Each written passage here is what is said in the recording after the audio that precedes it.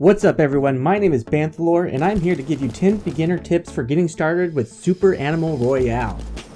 I just picked up this game a few weeks ago and I have been nothing short of addicted to this great take on the Battle Royale series. I'm not generally a huge fan of the Battle Royale series, but this one has really landed well with me. I'm having an absolute blast and I can't wait to share some tips with you to help you get past the learning phase and straight into the fun. At the time of this recording, I have about 50 hours logged into the game with 16 wins. It's important to note that this game is still in early access. I know how those words sound to many of you, as I've also been burned by a few early access titles that went nowhere, but this game is already in great shape and the devs are keeping up with adding holiday events and rewards. However, any of that is subject to change as always with early access titles or live service games in general, so yeah, just be aware that this information may be invalid at some point. So without further delay, let's dig into these tips. Number 1. Research Labs and Magnets. When you open the game, you will notice 3 main menu buttons on the bottom left-hand corner of your screen, which are labeled Research Labs, Customization, and Exit Game. Research Labs is where we are going to find all of the different animals that you can unlock and use later in customization. The way this works is that at the end of each match, you will get a few items depending on how well you did in the match, plus some RNG. Every match, at least one of these items will be an amount of animal DNA. Once you collect a certain amount of particular animal's DNA, you will be able to unlock that animal for use while simultaneously unlocking the ability to earn different skins for that animal, which will require even more of that animal's DNA. Every 10 levels you unlock a new set of animals to earn DNA for, which can lead you to a dilemma at later levels if you're trying to get a specific animal.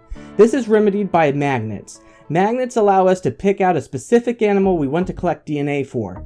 While in the Research Labs menu, simply press the button in the bottom left-hand corner of the screen that says Use Magnet, and then click on the animal that you want to use it on. Each magnet will give you 3 rounds where your DNA reward will be that specific animal. You can even apply more than one magnet to get more rounds without having to return to the Research Labs menu. Magnets can be acquired randomly as a reward at the end of the round or as a reward for completing daily super challenges. Daily challenges can be viewed at the top left hand of the screen in the lobby. Number 2. Emotes. As soon as you get into your first pre-game lobby, you're going to find other players dancing, juggling, blowing kisses, and using other fancy emotes. If you're anything like me, you're going to want to join instantly. You will start off with a basic dance, and eventually unlock more through random rewards and for completing career challenges. Press and hold V to open your emote wheel and highlight your selected emote with the mouse, then let go. You can view emotes and other items you can unlock through challenges by clicking the flag icon above the Research Labs button in the main menu. There's all sorts of items to earn here through different challenges like kills, distance travels, and even leveling up. Number 3. Shooting Range. One of the first things you can do to improve your game in SAR is to get comfortable with some weapons. This can be challenging at first as you're constantly in a rush of getting your loot and getting to the next safe zone. You can expedite this process by visiting the shooting range while you're in the pregame lobby. Head northeast from the main garden area and you'll find an indoor shooting range with every weapon available to use that is in the game. You can even use all different tiers of that weapon from gray to gold depending on the weapon's variations. Usually you can also find someone here to practice trading bullets with you. I recommend getting comfortable with at least one pistol and one auto rifle, but really it comes down to what you're comfortable with, which leads me into my next tip. Number 4. Use weapons you're most comfortable with. This really applies to almost any BR, but it's still a great tip to keep in mind. Yes, there are great weapons in the game that have great advantages, but if you can't use them correctly, they're useless. I am no good with a shotgun, therefore even if I come across a purple or golden shotgun, I'm gonna pass on that weapon unless I don't have a gun yet. And even then, sometimes I'll still pass because I know that I might have a better chance at mailing somebody to death than shooting them with a shotgun. This tip can only be used after you've done some experimenting with the weapons. It is very often that you'll see me ditch my purple pistol for a white AK or SMG because I know that I personally will get better use out of a generic machine gun. Play with everything at first and then narrow your selection down to a few staples. Number 5. Items. Outside of searching for weapons, armor, and ammo, you can also find other useful items such as super tape, health juice, and grenades. These are all tracked on the bottom right hand of your screen while in a match.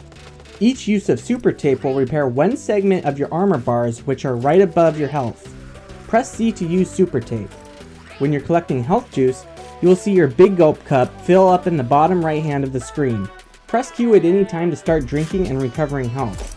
This will drain your cup until your health is full, or you decide to stop recovering, or you run out of health juice. Grenades will come in 3 varieties, and you can only have one type at any time.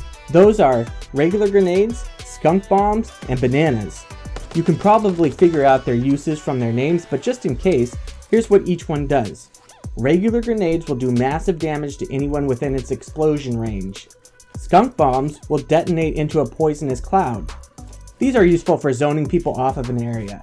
Bananas are used just like Mario Kart. You can throw them on the ground, and if someone steps on them, they will slip and be helpless for a few seconds, giving you time to either escape or pepper them with bullets. Always try to keep all of these items at their maximum capacity. They can be vital for late game. Number 6. Breaking boxes and cutting grass.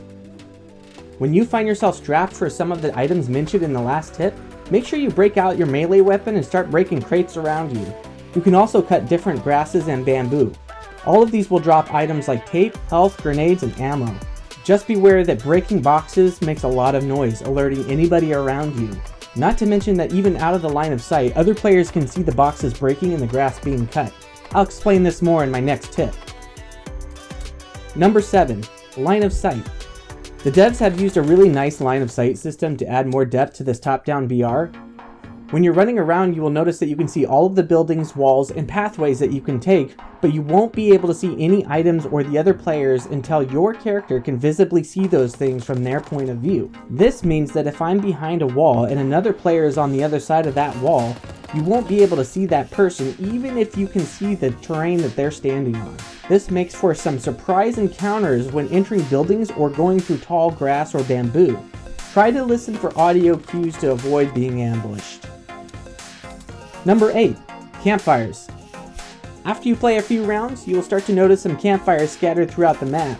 These are used as an alternate way to recover your health outside of health juice.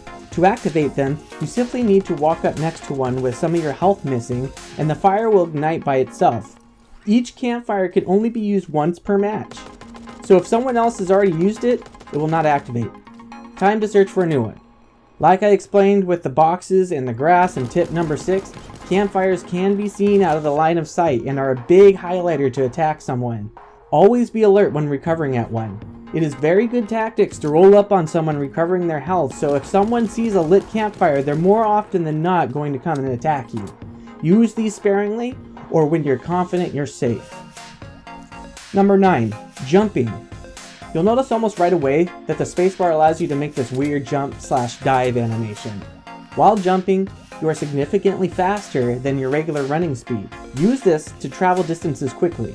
It is essential for getting out of risky firefights and for outpacing the poisonous skunk gas that closes in with each new safety zone. If you're trying not to be heard, however, you may want to avoid jumping as it's possibly the loudest thing you can do besides firing your weapon or throwing grenades. It's extremely easy to hear someone jumping nearby. If you're feeling like someone is nearby, but you still need to keep up a pace, you can also try sneak jump by holding control and then pressing space to jump. You will not jump as far, but you will make less noise overall. Number 10. Mole crates. Just like any battle royale, Super Animal Royale will periodically have a care package randomly placed on the map. In some games, it's a rocket-propelled pod, and others it's dropped from a plane. In SAR, it's a mole that digs under the ground. A notification will pop up on your map when the mole has arrived. The mole will pop out of the ground randomly somewhere in the current safe zone.